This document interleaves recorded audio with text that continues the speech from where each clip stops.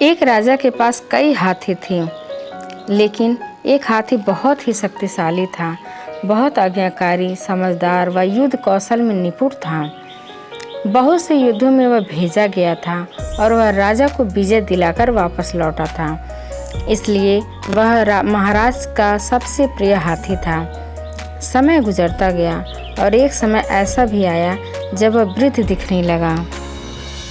अब वह पहले की तरह कार्य नहीं कर पाता था, इसलिए अब राजा उसे युद्ध क्षेत्र में नहीं भेजते थे।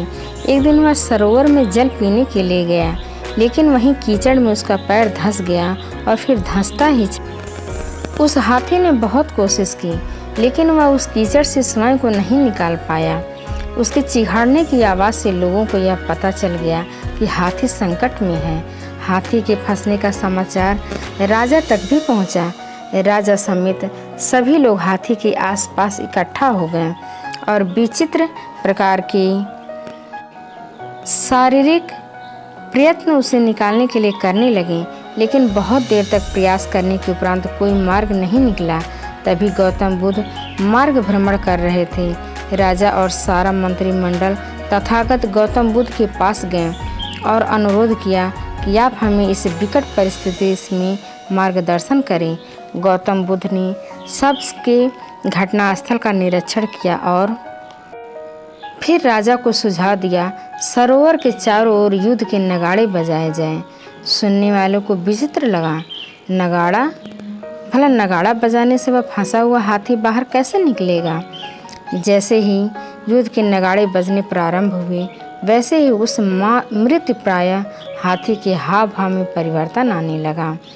पहले तो वह धीरे धीरे करके खड़ा हुआ और फिर सबको हंस व्यस्त करते हुए स्वयं ही कीचड़ से बाहर निकल आया। गौतम बुद्ध ने सबको स्पष्ट किया कि हाथी के शारीरिक क्षमता में कमी नहीं थी, आवश्यकता मात्र उसके अंदर उत्साह के संचार की थी। जीवन में उत्साह बनाए रखने के लिए आवश्यक है कि मनुष्य सकारात्मक चिंतन बनाए रखे और निराशा को हावी न होने दे। कभी कभी निरंतर मिलने वाली असफलताओं से व्यक्ति यह मान लेता है कि अब वह पहले की तरह कार्य नहीं कर सकता, लेकिन पूर्ण रूप से यह सच नहीं है। सकारात्मक सोच ही व्यक्ति को आदमी बनाती है और उसे अपनी मंजिल तक ले जाती है। लगातार हो रही असफलताओं से निराश नहीं होना चाहिए।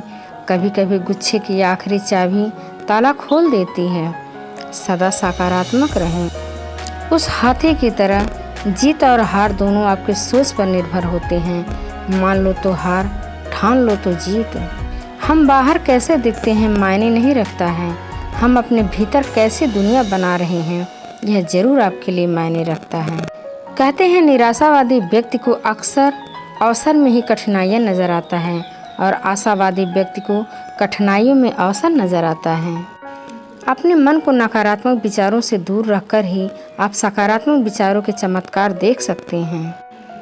मुश्किल नहीं है इस दुनिया में, तू जरा हिम्मत तो कर। ख्वाब बदलेंगे हकीकत में, तू जरा कोशिश तो कर।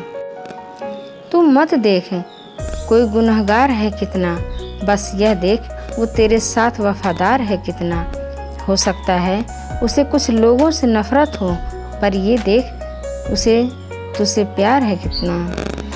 जिंदगी कांटों का सफ़र है, हौसला इसकी पहचान है। रास्ते पर तो सभी चलते हैं, जो रास्ते बनाए वही तो इंसान है।